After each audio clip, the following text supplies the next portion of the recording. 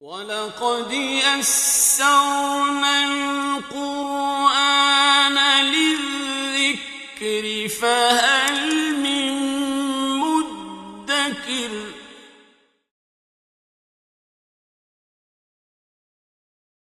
أعوذ بالله من الشيطان الرجيم بسم الله الرحمن الرحيم الحمد لله نحمده ونستعينه ونستغفره ونؤمن به ونتوكل عليه ونعوذ بالله من شرور أنفسنا ومن سيئات أعمالنا من يهده الله فلا مضل له ومن يضلل فلا هادي له وأشهد أن لا إله إلا الله وحده لا شريك له وأشهد أن محمدا عبده ورسوله اللهم صل على محمد وعلى آل محمد كما صليت على إبراهيم وعلى آل إبراهيم إنك حميد مجيد اللهم بارك على محمد وعلى آل محمد كما باركت على إبراهيم وعلى آل إبراهيم إنك حميد مجيد اللهم رب اشرح لي صدري ويسر لي أمري واحلل عقدة من لساني يفقهوا قولي। मेरी सारी बहनों को अस्सलाम वालेकुम। आज हम 8वें सिपारे से आगाज कर रहे हैं। बिस्मिल्लाहिर्रहमानिर्रहीम।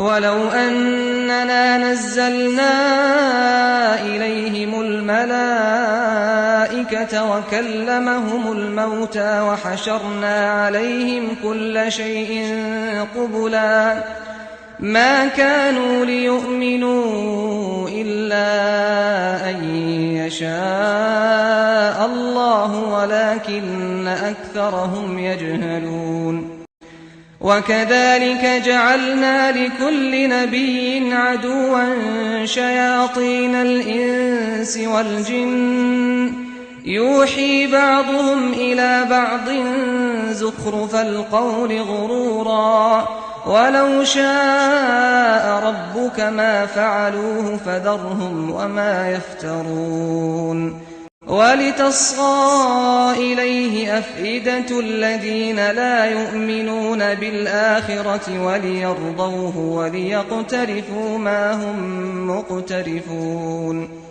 أفغير الله أبتغي حكما وهو الذي أنزل إليكم الكتاب مفصلا والذين آتيناهم الكتاب يعلمون أنه منزل من ربك بالحق فلا تكونن من الممترين وتمت كلمة ربك صدقا وعدلا لا مبدل لكلماته وهو السميع العليم وإن تطع أكثر من في الأرض يضلوك عن سبيل الله إن يتبعون إلا الظن وإن هم إلا يخرصون إن ربك هو أعلم من يضل عن سبيله وهو أعلم بالمهتدين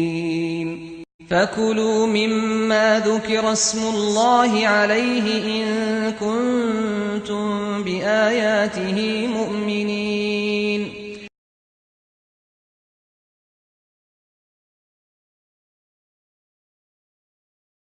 وما لكم ألا تأكلوا مما ذكر اسم الله عليه وقد فصل لكم ما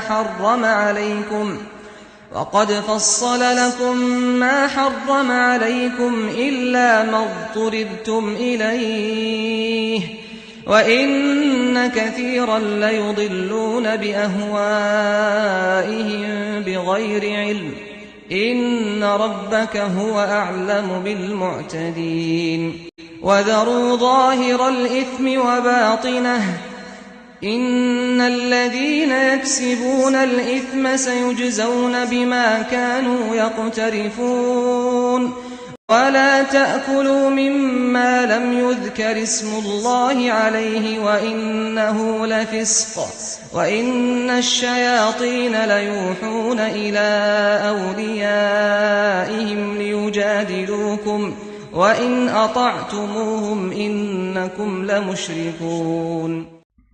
اور اگر ہم ان کی طرف فرشتے بھی نازل کر لیں اور ان سے مردے بھی کلام کریں اور ہر چیز ان کے سامنے لا اکٹھا کریں تو تب بھی یہ لوگ ایمان نہیں لائیں گے۔ ہاں اگر اللہ چاہے، لیکن ان میں سے اکثر لوگ جاہل ہیں۔ یہ میں آپ کو کئی دفعہ پہلے بھی بتا چکی ہوں۔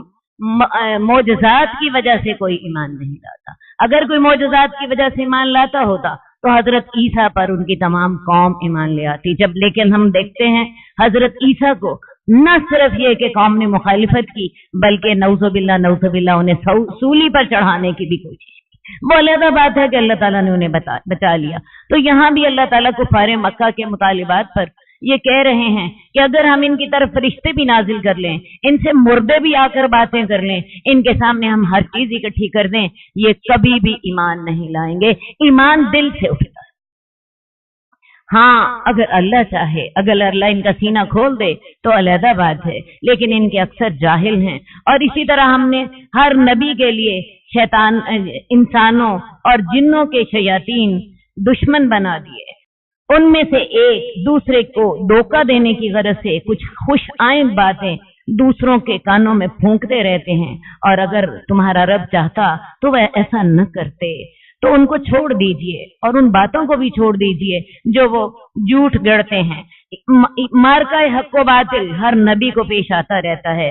سب شیطانی قوتیں انبیاء کے مقابلے میں ڈٹ کر کھڑی ہوتی ہیں۔ ان دشمنوں میں صرف انسان ہی نہیں ہوتے بلکہ شیطان بھی شامل ہو جاتے ہیں، اور تاکہ ان لوگوں کے دل جو آخرت پر ایمان نہیں لاتے کفر کی طرف مائل ہو جائیں، اور تاکہ وہ اسی کفر پر راضی ہو جائیں، تاکہ وہ وہی کرتوتیں کرتے رہیں جو کہ پہلے وہ کرتوتیں کرتے تھے۔ یہ ایسی مکر و فریب والی تدابیر جو شیاطین اس لیے کرتے ہیں کہ جن لوگوں کا ایمان لانے کا ارادہ ہو وہ بھی ان کے دھوکے میں آ جائیں، اور وہ یہ سمجھ لیں کہ جس دین پر ہم قائم ہیں وہی دین درست ہے۔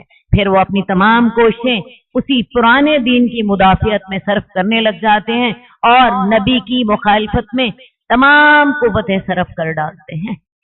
کیا اللہ کے سوا میں حاکم تلاش کروں، حالانکہ اللہ نے میری طرف کتاب کو مفصل طور پر نازل کیا ہے، اور وہ لوگ جن کو ہم نے کتاب دی ہے وہ جانتے ہیں کہ وہ تیرے رب کی طرف سے نازل شدہ ہے حق کے ساتھ۔ تو اے نبی آپ ہرگز شک کرنے والوں میں سے نہ ہو جائیے۔ رسول اللہ صلی اللہ علیہ وسلم کا یہ خطاب، یہ رسول اللہ صلی اللہ علیہ وسلم کا خطاب مشرکین مکہ کو ہے، جنہوں نے کہا تھا کہ یہود و نصارہ دونوں اہل کتاب بھی ہیں اور عالم بھی ہیں، لہٰذا آپ ان میں سے کسی کو ثالث تسلیم کر دیں جو وہ فیصلہ کر دے کہ ہم میں سے کون حق پر ہے اور کون غلط ہے، تو وہ کوئی صلح یا سمجھوتے کی کوئی راہ نکال دیں۔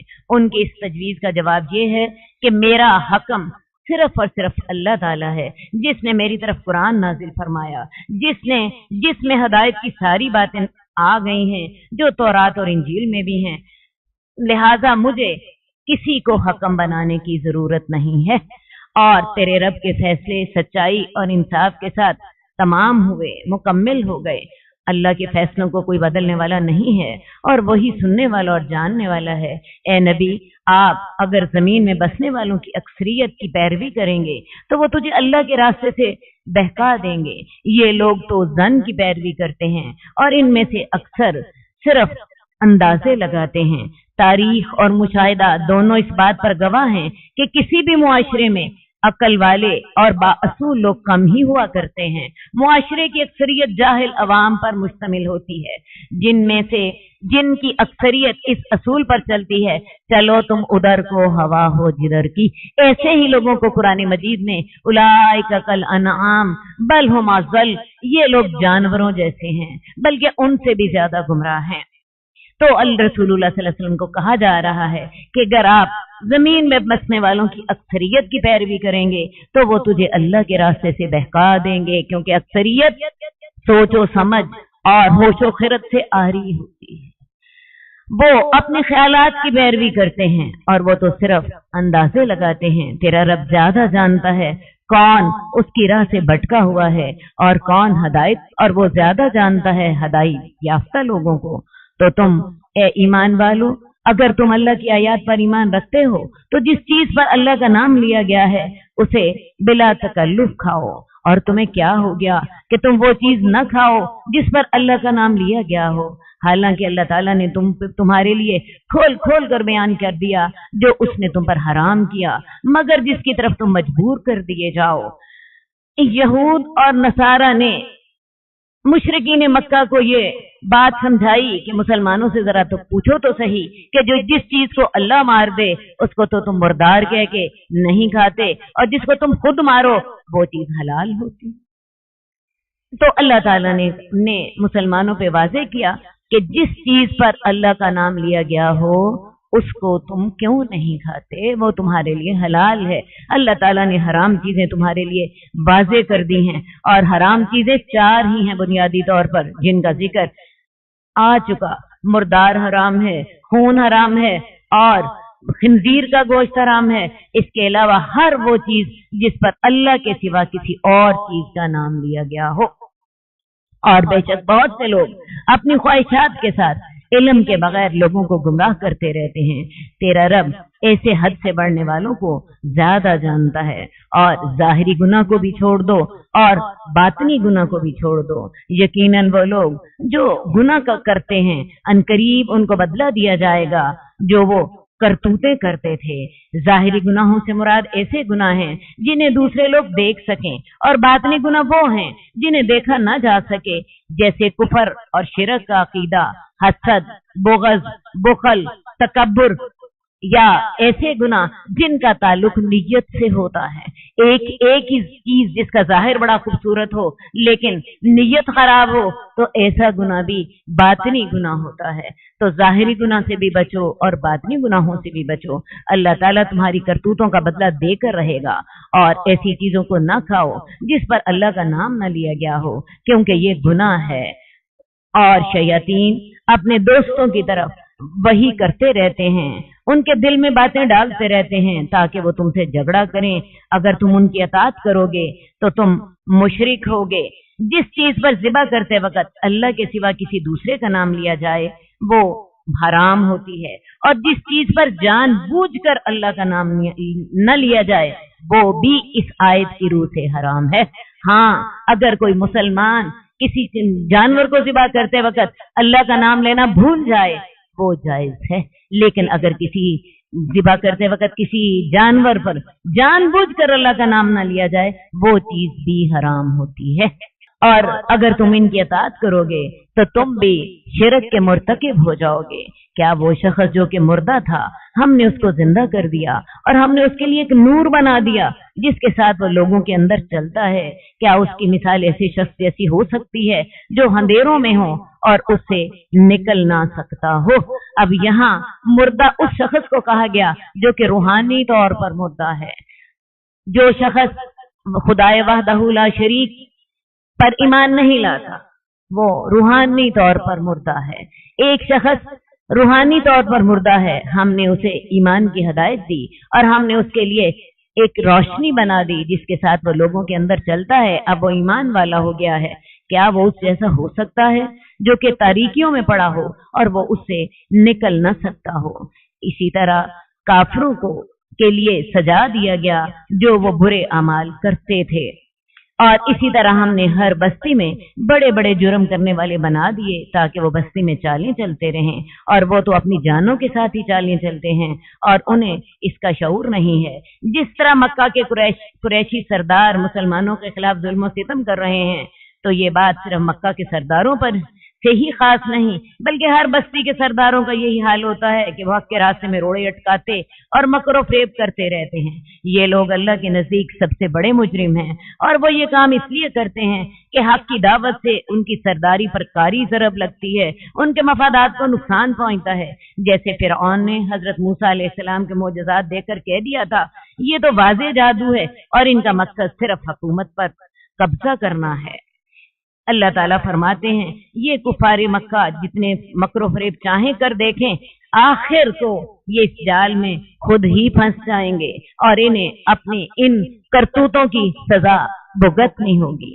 और जब उनके पास कोई मौजज़ा आता है वो कहते हैं हम हरगिज़ ईमान नहीं लाएंगे जब तक कि हमें वो न दे दिया जाए जो अल्लाह के रसूलों को दिया गया। यानी हर शख्स का मुतालबा ये है कि मेरे ऊपर मौजज़ात उतरे, अल्लाह डायरेक्ट मेरे ऊपर वही उतारे और डायरेक्ट मेरे ऊपर मौजज़ा उतरे और मुझे कहा जाए कि तुम्हें इस मौजज़े को देकर ईमान लाओ। अल्लाह को ऐसा ईमान कतअन जरूरत नहीं है। अल्लाह एक शख्स को चुन लेते हैं, उस शख्स को अपनी वही से सरफराज फरमाते हैं और उसी पर ही मौजज़ा नाजिल फरमाते हैं और फिर उसके बाद लोग चाहें ईमान लाएं, चाहें 100 दफा ईमान लाएं। अल्लाह ज्यादा जानता है कि अल्लाह ताला ने अपना रिसालत का पैगाम किसको पहुंचाना है, किसको अल्लाह ताला ने वही के लिए मुंतखब करना है। हर शख्स इस काबिल नहीं होता कि अल्लाह ताला उसे अपने पैगाम के लिए मुंतखब करे। अनकरीब उन लोगों को जिन्होंने जुर्म किए अल्लाह के यहाँ से जिल्लत मिलेगी। यहाँ कौन से लोग मुराद हैं? वही लोग जो ये मुतालबा कर रहे थे कि हमारे ऊपर वही क्यों नहीं आती, हमारे ऊपर मौजज़ा क्यों नहीं उतरता। ऐसे तकब्बुर करने वालों को अल्लाह के यहाँ से जिल्लत मिलेगी और बड़ा सख्त अजाब मिलेगा। जो वो चालें चलते थे, जिसको अल्लाह चाहता है कि उसको हदायत दे उसके सीने को इस्लाम के लिए खोल देता है और जिसको अल्लाह गुमराह करना चाहता है उसको उसका सीना तंग बना देता है, इतना तंग गोया कि वो आसमान पर चढ़ रहा हो। अल्लाह जब किसी के साथ खैर का इरादा करने लगते हैं उसे दीन की समझ दे देते हैं।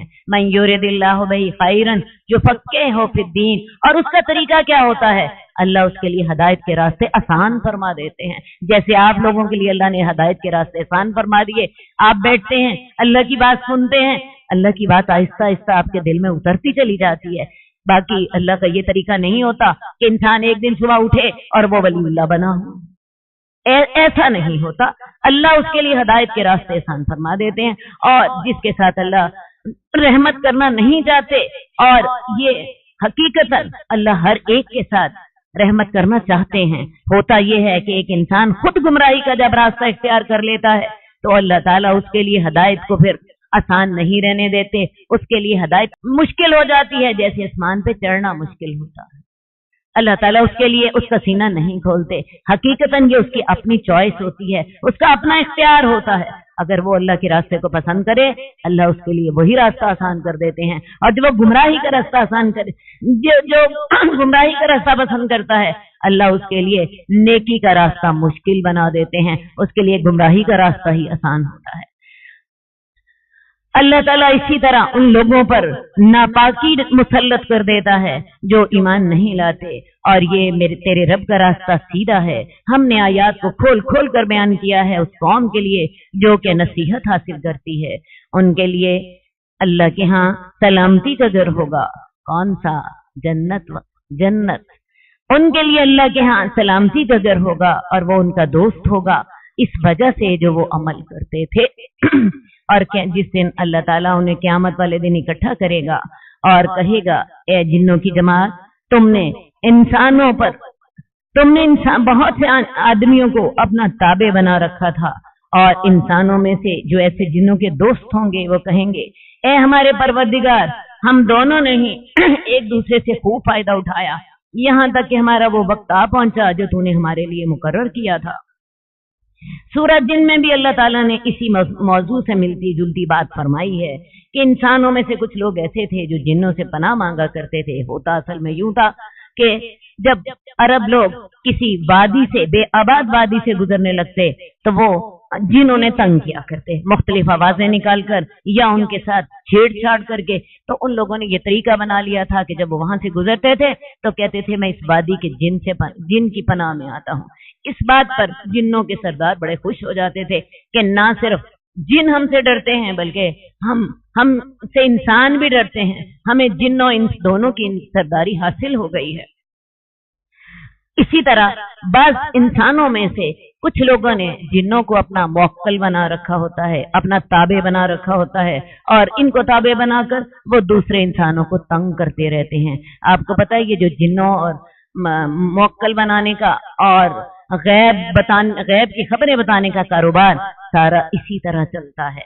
तो उनके इंसानों में से उनके दोस्त कहेंगे, ए हमारे परवरदिगार, हम दोनों ने ही एक दूसरे से खूब फायदा उठाया, यहाँ तक कि वो वक्त आ पहुंचा कि जो तूने हमारे लिए मुकर्रर किया था, मौत का वक्त आ गया।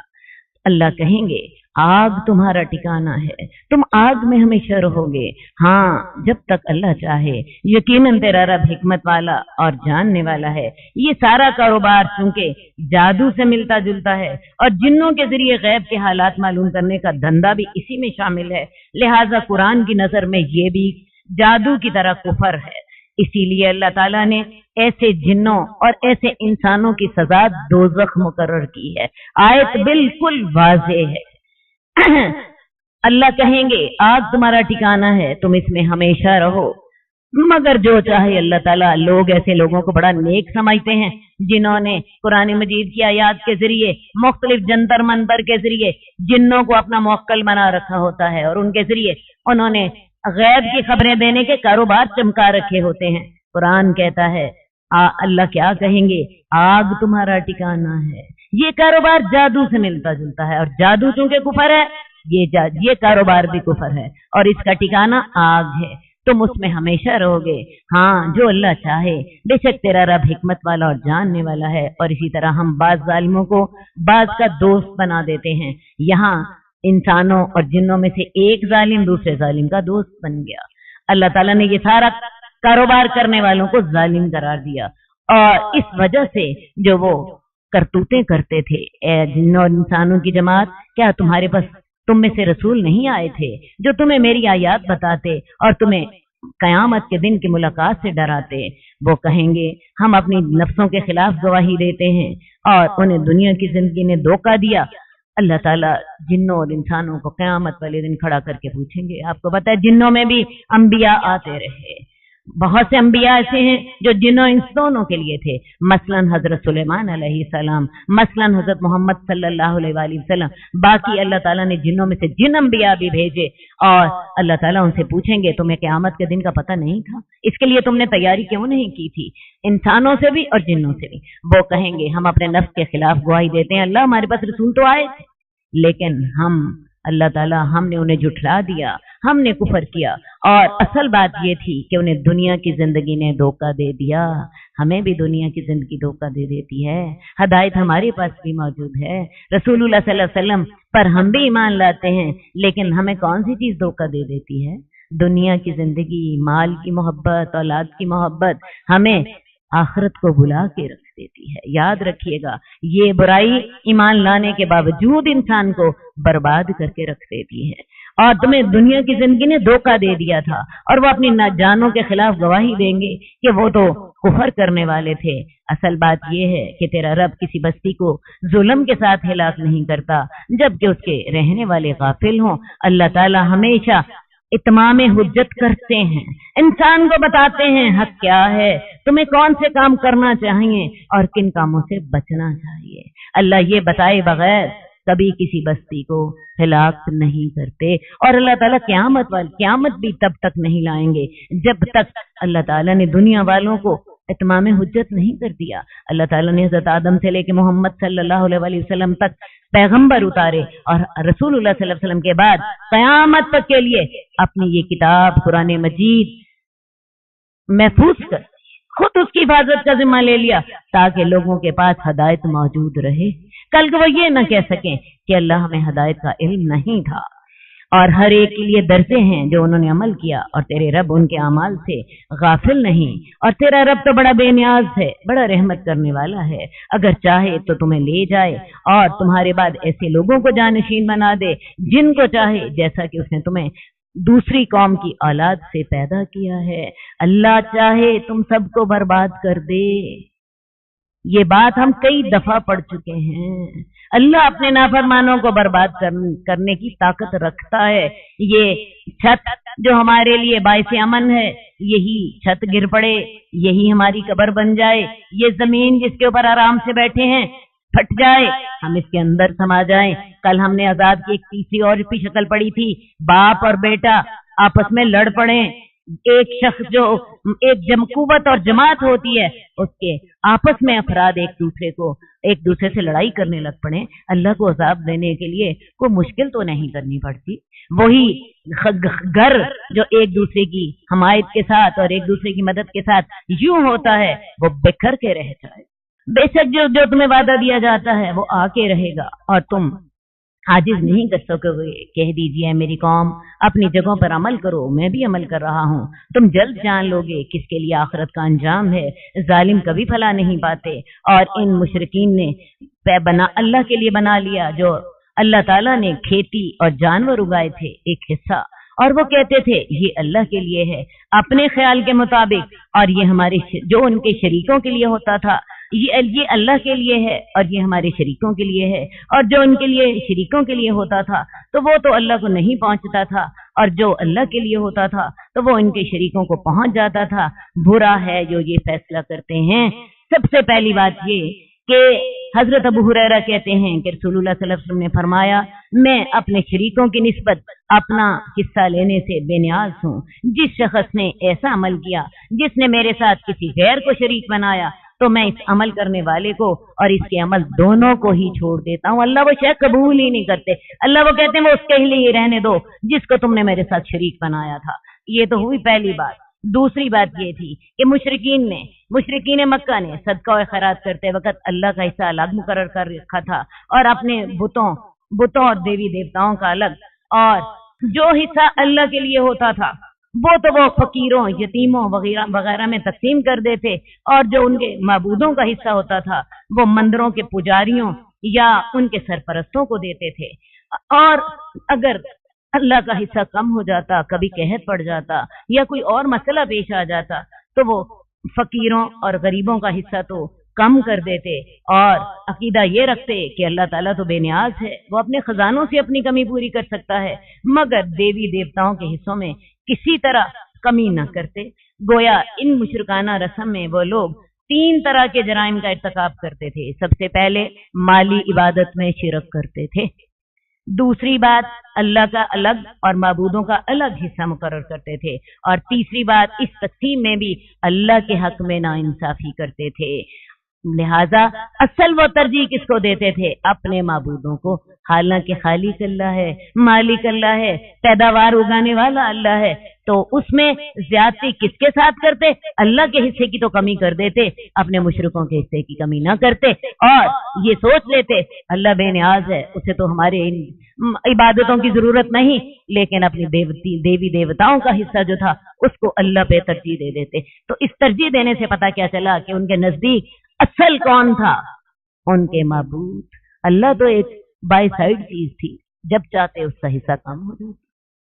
तो ये मुशरिकाना जो ख्यालात थे ये कुफारे मक्का के थे, जिनका जिक्र अल्लाह ताला ने कहा कि बुरा है जो वो फैसला करते हैं। और इसी तरह बहुत से मुशरिकों के लिए उनके शरीकों ने औलाद के कत्ल को सजा दिया है ताकि वो उन्हें हिलाक कर दें और उन पर उनके दीन को मुश्तबे बना दें। अगर अल्लाह चाहता तो वो ऐसा न करते, तो उनको छोड़ दो और वो झूठ करते हैं। जाहिलियत में और औलाद को 3 वजूहात से कत्ल किया जाता था। पहले इस वजह से कि बेटियों को कत्ल कर दिया जाता ताकि दामादों के सामने आंखें नीची ना करनी पड़े। दूसरी बात ये, उन्हें अल्लाह पे तवक्कुल नहीं था। वो समझते थे कि हम बेटी हो या बेटा इसका खर्च बर्दाश्त ना कर सकेंगे, इसलिए उन्हें मार डालते। और ये जो कत्ले औलाद है ये आज भी जारी है। आज के रोशन दौर में करोड़ों बच्चे रोजाना हिलाक होते हैं। मेरी बात को मुबालगा ना समझिएगा।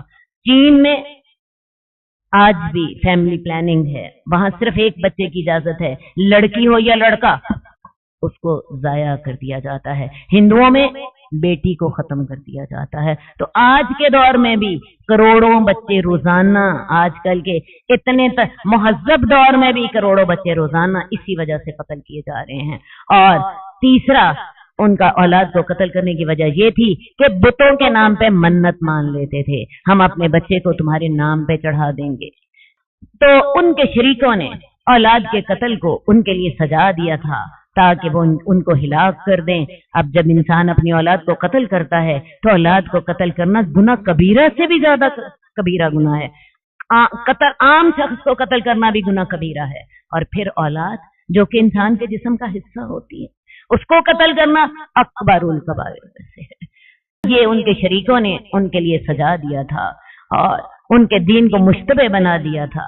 अगर अल्लाह चाहता तो वैसा न करते, तो उन्हें छोड़ दीजिए। और जो वो झूठ करते हैं और वो कहते हैं ये जानवर और खेती ममनू है, इसको वही खाएगा जिसको हम चाहेंगे अपने ख्याल के मुताबिक। और कुछ जानवर थे जिनकी पुश्तों को हराम कर दिया गया था, और कुछ जानवर थे जिन पर वो अल्लाह का नाम नहीं लेते थे, अल्लाह पर झूठ करते हुए।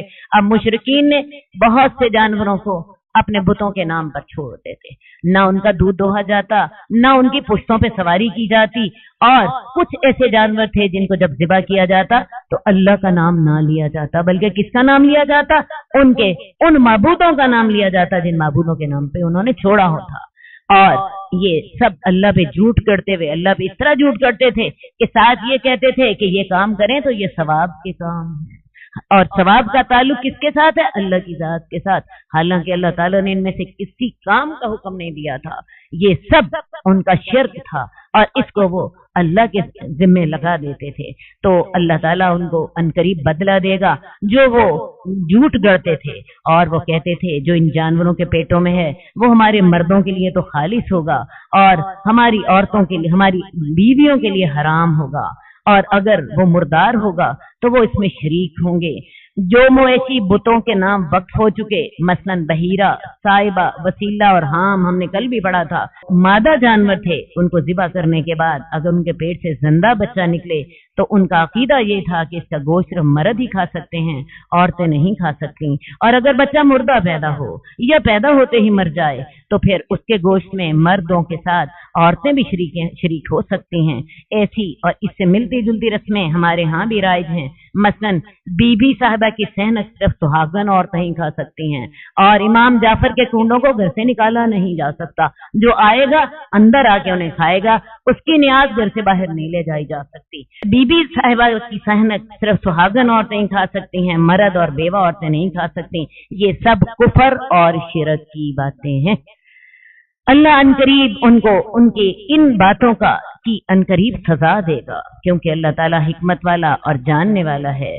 उन लोगों ने अपने आप को खसारे में डाला जिन्होंने अपनी औलादों को बेवकूफी से कत्ल किया, इल्म के बगैर, और उन्होंने उस चीज को हराम किया जो अल्लाह ताला ने उनको रिस्क दिया था। औलाद अल्लाह का सबसे बड़ा रिस्क है। इस औलाद को उन्होंने अपने ऊपर हराम कर दिया और इसको बीन चढ़ा दिया अपने देवी देवताओं और अपने माबूदों की। जैसे पाकिस्तान में भी गुजरात में दौले शाह के मिजार पर बच्चे भीन चढ़ाए जाते हैं, और इन बच्चों को फिर वो दौले शाह के जो मुजाविर होते हैं वो पालते हैं और उनके सरों पे एक लोहे की टोपी चढ़ा देते हैं, और ये लोग फिर एक अजीब तरह की शक्ल सूरत लिए बड़े होते हैं। आपने दौले शाह के चूहे बाजारों में देखे होंगे, उन्होंने गले में मनके पहने होते हैं, सबज रंग के कपड़े पहने होते हैं, ऊपर से छोटा सा सर होता है, नीचे से पूरा जिस्म चेहरा होता है, ऐसी अजीबोगरीब शक्ल होती है, और लोग मांग रहे होते हैं। मैं समझती हूँ इससे बड़ा जुल्म दुनिया में शायद कभी भी किसी के साथ ना हो कि एक जीते जागते इंसान को आप ज़हनी तौर पर पागल बना दें। वो टोपी पहनाने के साथ उनका ब्रेन जो है बढ़ता ही नहीं, लिहाजा वो उनका दिमाग एक छोटे बच्चे जितना होता है, मुंह से राले टपक रही होती हैं, और ये सारे काम दीन के नाम पे, अकीदत के नाम पे हो रहे होते हैं। इससे बड़ा शिरक और इससे बड़ा जुल्म शायद दुनिया में कोई और ना हो, क्योंकि ये जुल्म अपनी औलाद के साथ हो रहा होता है, जीते जागते इंसानों के साथ हो रहा होता है, उनकी पूरी जिंदगी बर्बाद कर दी जाती है। उन लोगों ने नुकसान उठाया जिन्होंने अपनी औलादों को बेवकूफी से, इल्म के बगैर कत्ल कर दिया और हराम कर दी। उन्होंने हराम ठहरा लिया जो अल्लाह ने उन्हें रिज़्क़ दिया था, अल्लाह पे झूठ करते हुए। अल्लाह पे झूठ करना क्या होता है? ये सारे काम सवाब के होते हैं। साथ तुर्रा ये कि ये जुल्म किसके नाम लगाया जाता है, इसके साथ भी सवाब होता है। नऊज़ु बिल्लाहि मिन ज़ालिक, वो खुद भी गुमराह हो गए और वो हिदायत याफ्ता न थे। अल्लाह ताला हमें हिदायत की तौफीक अता قد خصك الرحمن بالفضل والتيجان والروح